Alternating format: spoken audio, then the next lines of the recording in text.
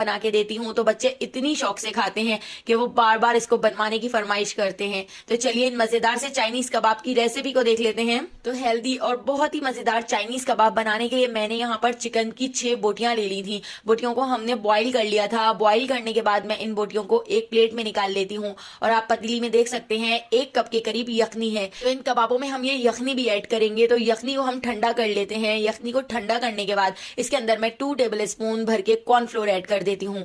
Cornflour add करके हम इसको अच्छी तरह से मिक्स कर लेते हैं। इतना मिक्स कर लेंगे कि इसकी सारी गुठलियां खत्म हो जाएं। प्लेट में जो हमने चिकन निकाल के रखी थी, चिकन को हम इस तरह से श्रेड कर लेते हैं, इस तरह से रेशा कर लेते हैं।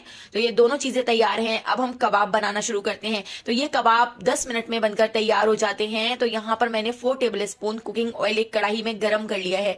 इसके अंदर हम ऐड कर देते हैं 5 से 6 बारीक कटी हुई हरी मिर्चें और इसके साथ ही मैंने यहाँ पर 7 से 8 लहसुन की कलियां ले ली थी। तो उनको भी बारीक कट करके हमने इस तरह से ऑयल में ऐड कर दिया है। तो लहसुन और हरी मिर्चों को हम फ्राई कर लेते हैं। हमने इनको इतना फ्राई कर लेना है कि इनका कलर गोल्डन हो जाए। तो इस तरह से देखिए जब इनका कलर गोल्डन सा हो जाएगा तो अब हम इसके अंदर 2 मीडियम साइज की गाजरें इस तरह से कद्दूकश करके ऐड कर देते हैं। तो गाजरों को मैंने ग्रेटर से ग्रेट कर लिया था। गाजरों को हम फुल फ्लेम पर 1 मिनट तक फ्राई कर लेते हैं। तो इन चाइनीज कबाब में हम ढेर सारी सब्जियां ऐड करेंगे जिससे ये चाइनीज कबाब बहुत ही हेल्दी बनके तैयार होंगे। इसके साथ ही आप देख सकते हैं मैंने यहाँ पर ले ली है बंद गोभी। बंद गोभी को मैंने स्लाइसर से बिल्कुल बारीक इस तरह से कट कर लिया था। तो बंद गोभी भी हम इसके अंदर ऐड कर देते हैं और बंद गोभी को भी हम इसके अंदर अच्छी तरह से मिक्स कर लेते हैं। बस आपने सब्जियों की जो कटिंग है वो इस तरह से बिल्कुल बारीक करनी है और उसी में आपको थोड़ा टाइम लगेगा, वरना इस मिक्सचर को बनाने में बहुत ही कम टाइम लगता है। इसके साथ ही एक बड़े साइज की शिमला मिर्च को भी हमने इस तरह से छोटे छोटे से क्यूब्स में कट करके इसके अंदर ऐड कर दिया है। इसके साथ ही जो हमने चिकन श्रेड कर ली थी, चिकन को रेशा कर लिया था, तो चिकन भी हम इसके अंदर ऐड कर देते हैं।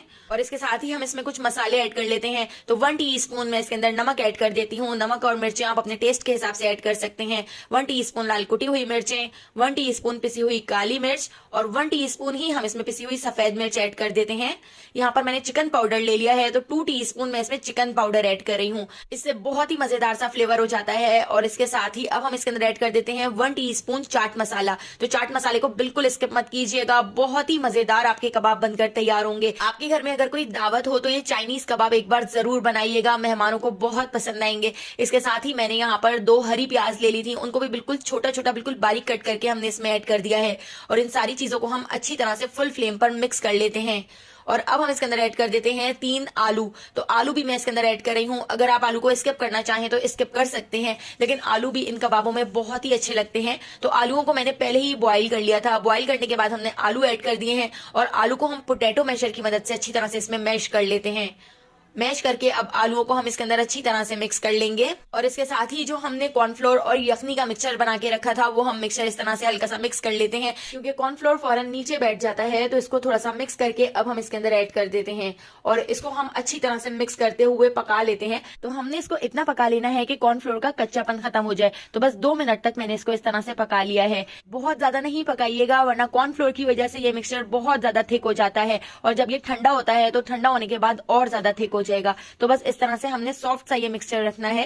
तो ये मिक्सचर थोड़ा सा ठंडा हो चुका है। ठंडा करने के बाद अब हम इसके अंदर ऐड कर देते हैं 4 टेबल स्पून ब्रेड क्रम्स। तो ब्रेड क्रम्स की वजह से अंदर से भी ये कबाब काफी क्रिस्पी बनकर तैयार होंगे। तो ब्रेड क्रम्स को भी हम इसके अंदर अच्छी तरह से मिक्स कर लेते हैं और ब्रेड क्रम्स से इसकी बाइंडिंग भी बहुत अच्छी तरह हो सकेगी। तो बस अब हम इसको पूरी तरह से ठंडा कर लेते हैं। इसको मैं ढककर 1 घंटे के लिए छोड़ देती हूँ। 1 घंटे बाद अब हम इसके कबाब बना लेते हैं। तो मैं यहाँ पर जिस तरह शामी कबाब बनाते हैं तो उस शेप के कबाब बना रही हूँ। आप ओवल शेप में कबाब बना सकते हैं। तो इस तरह से देखिए मैं सारे कबाब बनाकर एक प्लेट के अंदर रख लेती हूँ। तो यहाँ पर हमारे इस पूरे मिक्सचर से 18 या 19 के करीब कबाब बनकर तैयार हो गए थे। तो सारे कबाब बिल्कुल इसी तरह से हम बना के तैयार कर लेंगे। यहाँ पर मैं कुछ कबाब आपको फ्राई करके दिखाती हूँ। तो इन कबाबों को फ्राई करने के लिए सबसे पहले हम इसके ऊपर अंडे की कोटिंग कर लेते हैं। अंडे की कोटिंग करने के बाद इसके ऊपर हम ब्रेड क्रम्स की कोटिंग कर लेंगे। लेकिन कुछ कबाब मैंने सिर्फ अंडे की कोटिंग से भी बना के तैयार किए थे, वो भी बहुत ही मजेदार बन के तैयार हुए थे। तो दोनों तरह से आप इन कबाबों को बना के तैयार कर सकते हैं। तो देखिए यहाँ पर मैंने ब्रेड क्रम्स की कोटिंग कर ली है। इससे ऊपर से बहुत ही क्रिस्पी कबाब बनकर तैयार होंगे। तो पहले अच्छी तरह से एक साइड से हमने फ्राई कर लिया था और पलटकर फिर दूसरी साइड से भी हमने बिल्कुल इसी तरह से इन कबाबों को फ्राई कर लिया था। तो यहाँ पे हमारे बहुत ही हेल्दी और बहुत ही मजेदार चाइनीज कबाब बनकर तैयार हो चुके हैं। तो अगर आपको चाइनीज कबाब की ये रेसिपी पसंद आई हो तो लाइक, शेयर और सब्सक्राइब करना बिल्कुल भी मत भूलिएगा और बेल आइकॉन के नोटिफिकेशन को जरूर ऑन कीजिएगा।